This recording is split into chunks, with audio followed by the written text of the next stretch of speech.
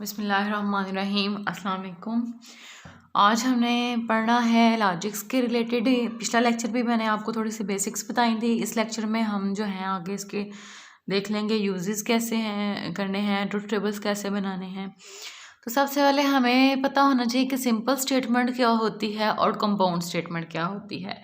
तो last lecture में मैंने आपको स्टेटमेंट का कॉन्सेप्ट दिया था कि सिंपल स्टेटमेंट क्या होती है। मैंने आपको बताया था कि दिस इज़ एप्पल, ठीक है। दिस इज़ एप्पल जो है ये एक सिंपल स्टेटमेंट है, डिक्लेरेटिव स्टेटमेंट सिंपल स्टेटमेंट थी। और उसमें क्या थी, या तो कंडीशन ट्रू होती थी या फिर फॉल्स होती थी, फिर हमने उसे प्रोपोजिशन का नाम दिया था। अब सिंपल स्टेटमेंट क्या है, दिस इज़ एप्पल। अब यहाँ पे मैंने एक एग्जाम्पल लिखी, अली इज़ नीट, ये एक सिंपल स्टेटमेंट है, ठीक है। अली इज़ नीट ये एक सिंपल स्टेटमेंट है। अब हमारे पास स्टेटमेंट दो तरह की होती हैं, एक होती है सिंपल स्टेटमेंट, एक होती है कंपाउंड स्टेटमेंट। तो सिंपल स्टेटमेंट क्या है, अली इज़ नीट।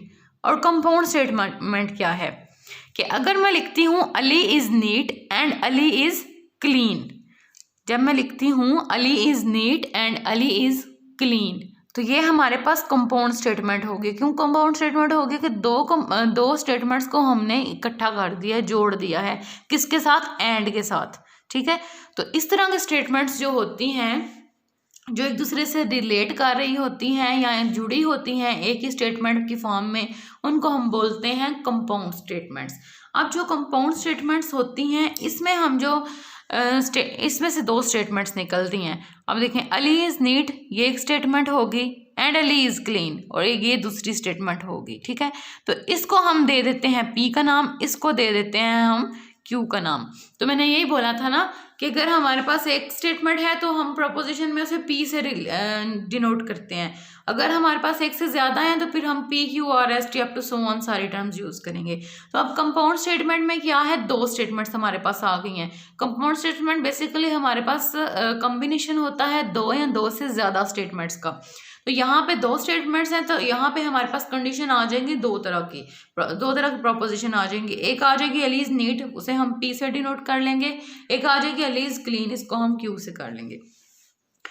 अब जो सिंबल्स जो लॉजिक्स में यूज़ होते हैं वो कौन कौन से होते हैं, वो थोड़ा सा मैं आपको एक्सप्लेन कर देती हूँ। अब हमने लास्ट लेक्चर में निगेशन पढ़ा था, तो ये सिंबल आपको पता है, इसको हम नॉट जो है नॉट के टर्म में लेते हैं, निगेशन, ठीक है। अब ये जो सिंबल है ये है एंड का, या तो हम डॉट लगाते हैं एंड में, या हम ये जो उल्टा वी है ये लिखते हैं एंड। अगर हमारे पास एंड वाली कंडीशन आ जाए, जैसे यहाँ पे ऊपर है Ali is neat and Ali is clean, तो दरमियान में एंड आ गया, तो एंड के लिए हम यूज़ करते हैं उल्टा वी।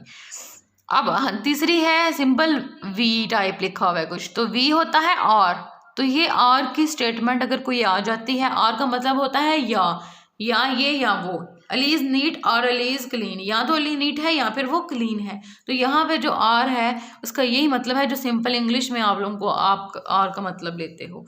तो इसके लिए जो सिंबल यूज़ होती है वो वी यूज़ होती है। उसके बाद नेक्स्ट जो सिंबल है ये है इफ़ की, यानी कि हम एम्प्लाइज जो करते हैं इफ़ या देन, जब यहाँ पे यूज़ होगा तो हम ये जो एरो साइन है ये यूज़ करेंगे। इसको हम कहते हैं इफ़ कंडीशन या एम्प्लाइज जो है, इसके लिए ये यूज़ होती है। उसके बाद लास्ट वन है, ये दोनों साइड पे एरो लग रहे हैं, तो इसको हम बोलते हैं इफ़ एंड ओनली इफ़। या तो ये कंडीशन होती है या होता है इक्विवेलेंट की जब बात है, तो तब हम जो ट्रुथ टेबल्स हैं वहाँ पे ये चीज़ यूज़ करते हैं, ये सिंबल यूज़ करते हैं। उसके बाद सिंबॉलिक एक्सप्रेशंस मैंने कुछ लिखे हुए हैं। अब देखें ये लिखा हुआ है, ये सिंबल साथ लगा के पी के साथ प्रोपोजिशन के साथ लिखा है, तो इसको हम पढ़ते हैं नॉट पी। उसके बाद ये दरमियान में एंड का साइन लगाया तो पी एंड क्यू, अगर आर का लगाया तो पी आर क्यू। उसके बाद ये इम्प्लाइज का लगाया तो पी इम्प्लाइज क्यू, या फिर हम कहते हैं पी देन क्यू। उसके बाद पी जो है उसके साथ ये डबल एरो वाला लगाया, तो इसे बोलते हैं P if and only if Q, या P is equivalent to Q। अब इस सिंबल का एक और मतलब होता है P implies Q and Q implies P, तो ये डबल एरोज जो हैं वो लगते हैं इसमें। उसके बाद निगेशन आपने पढ़ी थी, अब कंजक्शन की बात करते हैं कि कंजक्शन क्या होती है। जब हमारे पास दो स्टेटमेंट्स P और Q आ जाती हैं, उनको हम डिनोट करते हैं P एंड Q से, तो कंजक्शन कब होती है? जब उसमें एंड ऑपरेशन लगता है, और ऑपरेशन जब एंड वाला लगता है तो इसकी जो हमारे पास कंडीशन है वो क्या होती है?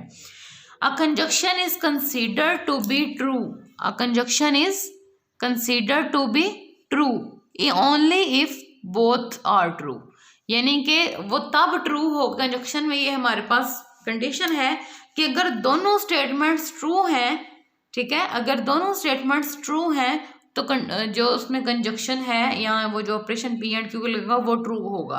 अदरवाइज एक भी फॉल्स होती है तो कंडीशन फॉल्स हो जाएगी, ठीक है। अगर दोनों कंडीशंस ट्रू हैं तो वो ट्रू होगा, अगर उनमें से एक भी फॉल्स है तो सारी जो है वो फॉल्स हो जाएगी। अब यहाँ पे एक लिखा हुआ है लाहौर इज, एग्जाम्पल है Lahore is capital of Punjab and Quetta is capital of Balochistan. Lahore is capital of the Punjab and Quetta is the capital of Balochistan. अब यहाँ पे हमारे पास ये कंपाउंड स्टेटमेंट है, हम इसको P और Q से कैसे डिनोट करेंगे कि लाहौर इज कैपिटल ऑफ जो पंजाब है उसको हम लिख लेते हैं कि ये P है, और जो Quetta is capital of Balochistan है उसको हम लिख लेते हैं कि ये Q है, ठीक है। अब यहाँ पे हमारे पास दो स्टेटमेंट्स होगी, जब एक स्टेटमेंट थी तो हमारे पास कंडीशन दो थी, या तो वो ट्रू होती थी या फिर फॉल्स होती थी। अब हमारे पास स्टेटमेंट्स दो हैं, दो स्टेटमेंट्स है तो कंडीशंस चार आ जाएंगी, या तो दोनों स्टेटमेंट्स ट्रू होंगी, या फर्स्ट वाली ट्रू होगी सेकंड वाली फॉल्स होगी, या फर्स्ट वाली फॉल्स होगी सेकंड वाली ट्रू होगी, या दोनों फॉल्स होंगी, ठीक है। अब एंड ऑपरेशन की जब बात आ रही है या कंजक्शन की बात आ रही है तो P Q हम पहले स्टेटमेंट्स लिख लेते हैं, फिर उस पर कंडीशंस जो लगनी है या तो दोनों ट्रू हैं या फॉल्स है, पहली वाली दूसरी ट्रू है, या फर्स्ट ट्रू है सेकंड फॉल्स है, या दोनों फॉल्स हैं, ठीक है, ये लगनी है। अब P एंड Q ऑपरेशन लगना है, P एंड Q ऑपरेशन या कंजक्शन ऑपरेशन लगना है जब, तो हमें कैसे पता चलेगा कि इसमें की कंडीशन क्या है?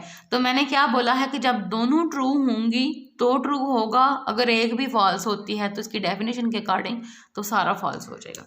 अब देखिए, ये ट्रू है ये भी ट्रू है, दोनों ट्रू हैं तो ट्रू, ये फॉल्स है ये ट्रू है, इनमें से एक फॉल्स हो गया तो ये कंडीशन फॉल्स एंड ऑपरेशन में। उसके बाद ट्रू है ये फॉल्स है, एक फॉल्स हो गया ये फॉल्स हो गया, ये दोनों फॉल्स हैं तो कंडीशन जो है वो फॉल्स है। ये एंड ऑपरेशन के लिए शर्त है कि दोनों का ट्रू होना ज़रूरी है। उसके बाद नेक्स्ट आ जाती है डिसजंक्शन, कि डिसजंक्शन क्या होती है? डिसजंक्शन जो होता है वो और ऑपरेशन होता है जिसमें और वाली कंडीशन यूज होती है, कि जब हमारे पास दो स्टेटमेंट्स आ जाती हैं P और Q, तो उनमें और ऑपरेशन को हम कैसे डिनोट करते हैं? P और Q से। और डिसजंक्शन क्या होती है कि अगर हमारे पास दोनों में से एक भी ट्रू है, एक भी ट्रू है तो वो ट्रू हो जाएगा, अगर दोनों में से एक भी ट्रू है तो वो ट्रू हो जाएगा, अगर दोनों फॉल्स है फिर फॉल्स होगा। अदरवाइज दोनों ट्रू हों या एक भी ट्रू हो, एटलीस्ट वन ट्रू हो, तो वो हमारे पास कंडीशन क्या होगी? ट्रू होगी। ये डिसजंक्शन में है।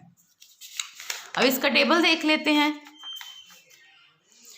इसका टेबल है, वो कहते हैं a triangle can have two right angles और Lahore is capital of Sindh. अब ये हमारे पास दो कंडीशंस आ गए P और Q की।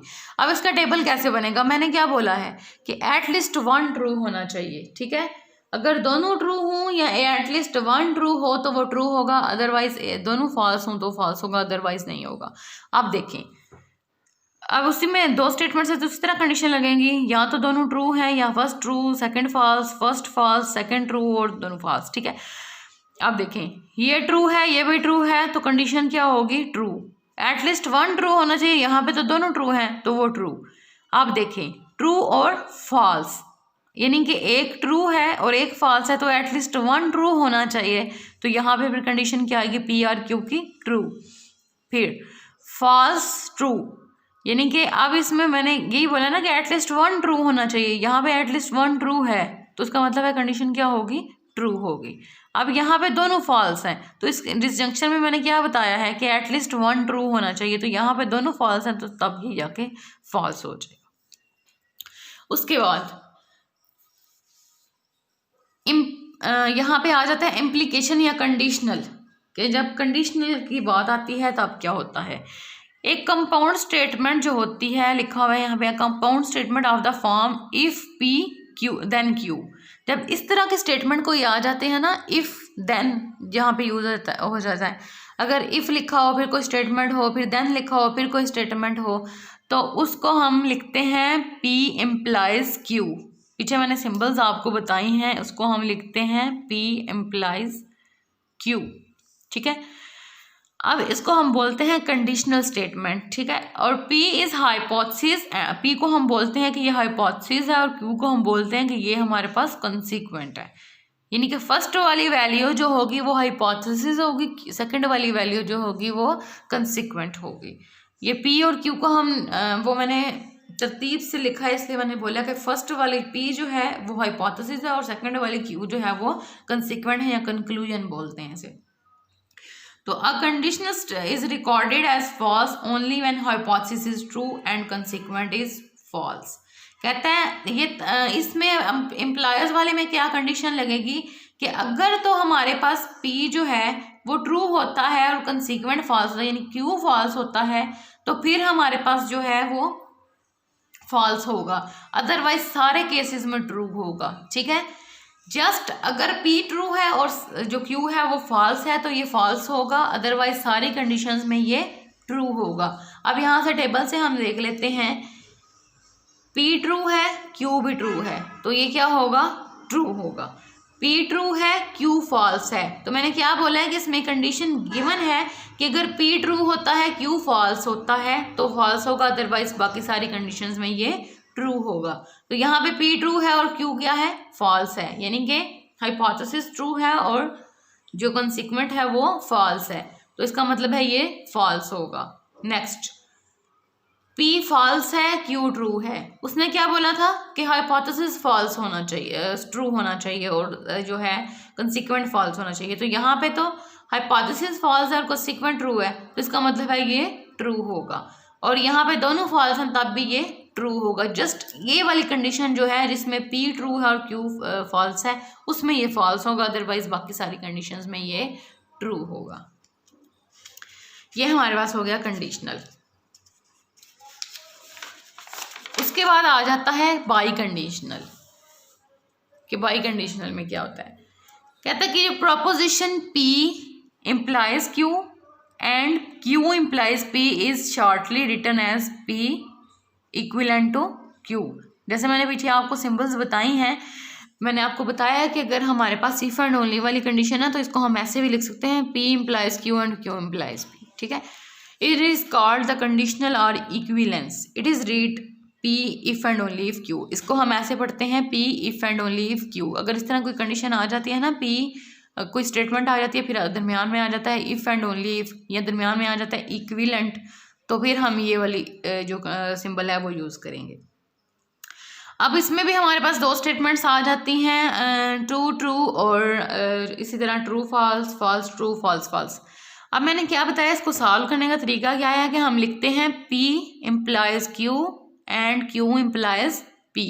अब आप लोगों ने ये चीज़ माइंड में रखनी है, P इम्प्लाइज Q और Q इम्प्लाइज P से।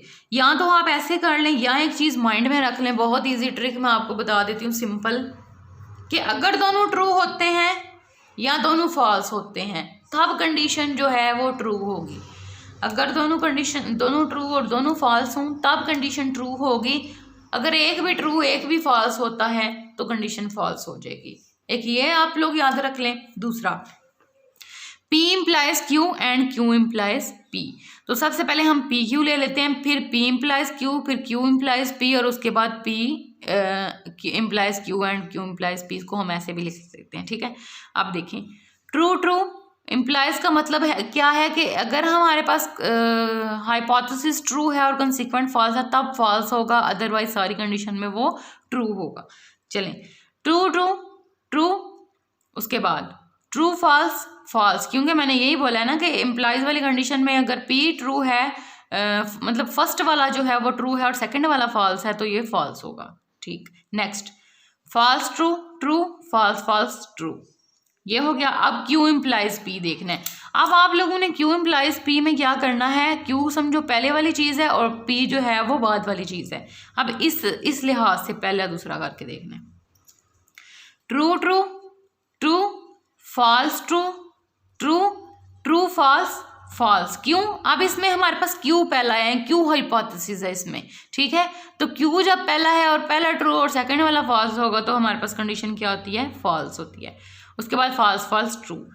अब इन दोनों चीज़ों को भूल जाओ, अब इन दोनों चीज़ों को देखना है कि P implies Q and Q implies P, ठीक है। ये वाली कंडीशन, दरमियान में ऑपरेशन कौन सा लगेगा? एंड वाला।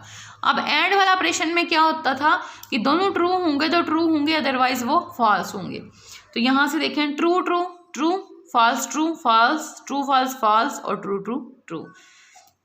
ये प्रोसेस कर लो। ये जो मैंने बताया है कि दोनों ट्रू, आप लोग देख लो, दोनों ट्रू हूँ तो ट्रू, दोनों फॉल्स हूँ तो ट्रू।